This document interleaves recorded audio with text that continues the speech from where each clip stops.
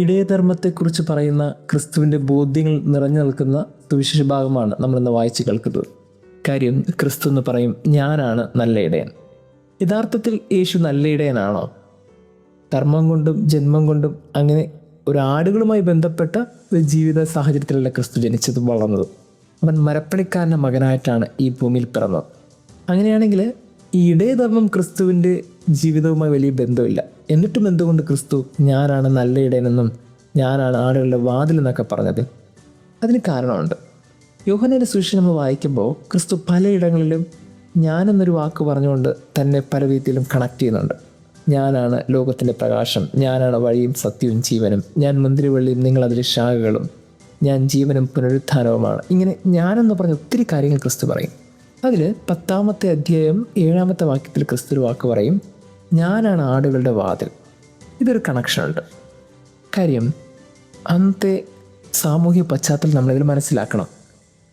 അന്ന് ഒരു ഇടയന് 100 ആടുകളാണ് നൽകപ്പെടുന്നത്. 100 ആടുകളെയും കൊണ്ടാണ് ആലയിൽ നിന്ന്, കൂട്ടിൽ നിന്ന് ഇടയൻ മേയ്ക്കാനായി മലമുകളിലേക്ക് കൊണ്ടുപോകുന്നത്. തിരിച്ച് അതേ വഴികളിൽ തന്നെയാണ് വരികയും ചെയ്യുന്നത്. ഈ ആടുകളുടെ കൂടിനൊരു പ്രത്യേകതയുണ്ട്. അത് കല്ലുകൊണ്ടുണ്ടാക്കിയ ഒരു കൂടാണ്. ഒരാളെക്കാളും അധികം പൊക്കത്തിന് 4 വശവും വരുന്ന രീതിയിൽ അതിലൊരു കൂടുണ്ടാക്കും. അതിന് മേൽക്കൂര ഉണ്ടാകില്ല, വാതിലും ഉണ്ടാകില്ല. അതാണ് അതിൻ്റെ ഒരു പ്രത്യേകത.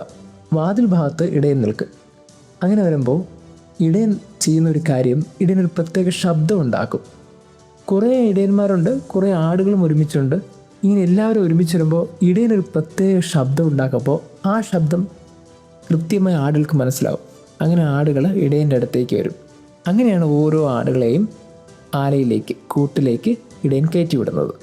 ഈ കയറ്റിവിടുന്ന സമയത്ത് 100 എണ്ണവും കയറിയതിന് ശേഷം ഇടയൻ ചെയ്യുന്നത് ആ വാതിലിൽ കിടക്കും, കിടന്നുറങ്ങും, അവിടെ കാവലിരിക്കും. ഇതിനൊരു പ്രത്യേകത എന്താണെന്ന് വെച്ചാൽ, പുറത്തു നിന്ന് ചെന്നായ്ക്കളോ ശത്രുക്കളോ ഈ ആടുകളെ പിടികൂടാനോ ആടുകളെ നശിപ്പിക്കാനോ വരണമെങ്കിൽ ആദ്യം ഇടയനെ നശിപ്പിക്കണം, ഇടയനെ കൊല്ലണം. എങ്കിൽ മാത്രമേ ആടുകളെ തൊടാൻ പറ്റുകയുള്ളൂ. അതാണ് ഇടയധർമ്മത്തിൻ്റെ ആദ്യ ദൗത്യം. പുറത്തുള്ള ഒന്നും നശിപ്പിക്കാൻ കഴിയാത്ത വിധത്തിൽ ഇടയൻ ആടുകൾക്ക് വേണ്ടി ജീവൻ ബലികഴിക്കാൻ ഒരു വാതിൽ മുമ്പിൽ കാവൽ നിൽക്കുന്നുണ്ട്. അതാണ് ഏറ്റവും മനോഹരമായ പ്രത്യേകത.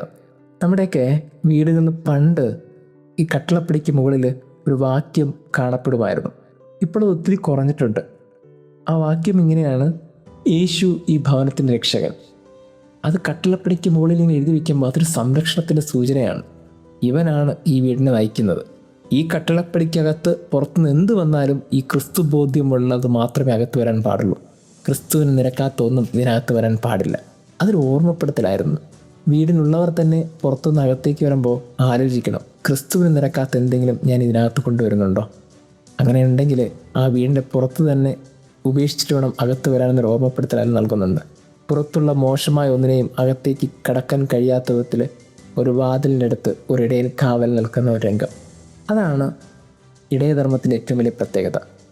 രണ്ടാമതൊരു പ്രത്യേകത, ആടുകൾക്ക് പുറത്തേക്ക് പോകണമെങ്കിൽ ഇടയനെ ചവിട്ടിയോ ഇടയനെ നശിപ്പിച്ചിട്ട് വേണം പുറത്തു പോകാനായിട്ട്. അസമയത്തോ തോന്നിയ സമയത്തോ പുറത്തു പോകാൻ പറ്റില്ല. എന്ന് വെച്ചാൽ ഒരു സ്നേഹവലയത്തിൽ നിന്ന് ഇടയനെ നശിപ്പിക്കാതെ വേദനിപ്പിക്കാതെ ഒരാടിനും പുറത്തു പോകാൻ പറ്റില്ല. ധൂർത്തപുത്രൻ്റെ ഉപമയിൽ നമ്മൾ കാണുന്നതാണല്ലോ. ആ സ്നേഹവലയത്തിൽ നിന്ന് പുറത്തു പോകുന്ന ഒരു മകൻ, ആ മകനെ ഓർത്ത് വേദനിക്കുന്ന ഒരു അപ്പൻ.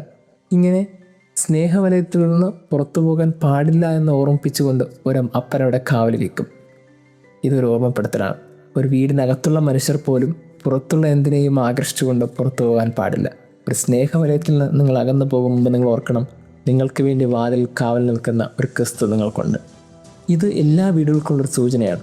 എല്ലാ വീടുകൾക്കും ഒരപ്പൻ കാവലായിട്ടുണ്ടാകണം, ഒരമ്മ കാവലായിട്ടുണ്ടാകണം, മക്കൾ കാവലായിട്ടുണ്ടാകണം.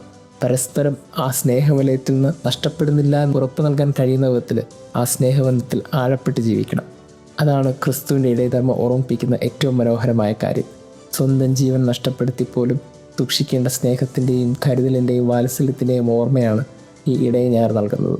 അങ്ങനെയാണെങ്കിൽ നമ്മൾ ഓരോരുത്തരും ഓർക്കണം, നമ്മളുടെയൊക്കെ സ്നേഹബന്ധങ്ങളിൽ എവിടെയെങ്കിലുമൊക്കെ നഷ്ടപ്പെടുന്നുണ്ടോ? നമ്മുടെയൊക്കെ ഇഷ്ടങ്ങൾ എവിടെയെങ്കിലുമൊക്കെ മനുഷ്യർ മറന്നു പോകുന്നുണ്ടോ? എവിടെയൊക്കെയോ കാവൽ നിൽക്കാതെ പോകുന്ന ക്രിസ്തു ബോധ്യങ്ങളാണ് ഇതിനൊക്കെ കാരണമെന്ന് ഓർക്കണം. എല്ലാ വാതിൽക്കടിലും ഒരു കാവലിനൊരാളുണ്ടാകണം. അയാൾക്ക് ക്രിസ്തുവിൻ്റെ ഓർമ്മകൾ ഉണ്ടാകണം. ദൈവം നമ്മെ അനുഗ്രഹിക്കട്ടെ.